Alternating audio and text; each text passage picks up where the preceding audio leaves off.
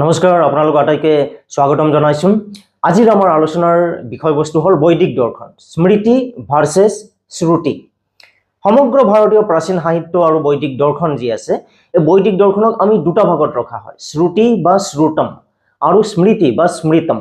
শ্ৰুতি হ'ল সৰ্বোচ্চ স্তৰৰ জ্ঞান, যি জ্ঞান ঋষি মহৰ্ষিসকলে দিব্য জ্ঞানৰ দ্বাৰা পৰম ব্ৰহ্ম স্বয়ং ভগৱানৰ পৰা শুনিছিলে। শ্ৰুতি শব্দৰ অৰ্থই হ'ল যি শুনা হৈছিলে অথবা যি কোৱা হৈছিলে। বেদ আৰু উপনিষদসমূহ হ'ল শ্ৰুতি। শ্ৰুতিসমূহ চিৰন্তন, চিৰশাশ্বত আৰু ধ্ৰুৱক অৰ্থাৎ অপৰিৱৰ্তনশীল।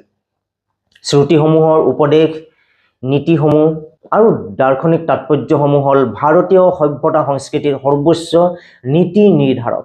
শ্ৰুতিসমূহৰ কোনো মানৱ সৃষ্টিকৰ্তা নাই। এয়া স্বয়ং ভগৱানৰ মুখৰ পৰা আমাৰ ঋষিমুনিসকলে দিব্য জ্ঞানৰ দ্বাৰা শুনিছিলে। আনহাতে স্মৃতি হ'ল যি মনত ৰখা হৈছিলে। স্মৃতিসমূহৰ সৃষ্টিকৰ্তা আছে। 18জন ঋষি মহৰ্ষিয়ে স্মৃতিসমূহৰ ৰচনা আৰু প্ৰচলন কৰিছিলে। স্মৃতিসমূহ যুগ সাপেক্ষ।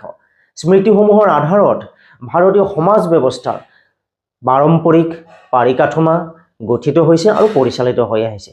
যি আমাৰ সামাজিক গঠন আছে, সামাজিক মূল্যবোধ আছে, তাত এই স্মৃতিসমূহৰ যথেষ্ট প্ৰভাৱ আছে। ভাৰতীয় গৌৰৱময় সাহিত্য আৰু ভাৰতীয় গৌৰৱময় দৰ্শনৰ এনেকুৱা মনোমোহা বিষয় পাই থাকিবলৈ আপোনালোকে আমাৰ চেনেলটো ছাবস্ক্ৰাইব কৰিব।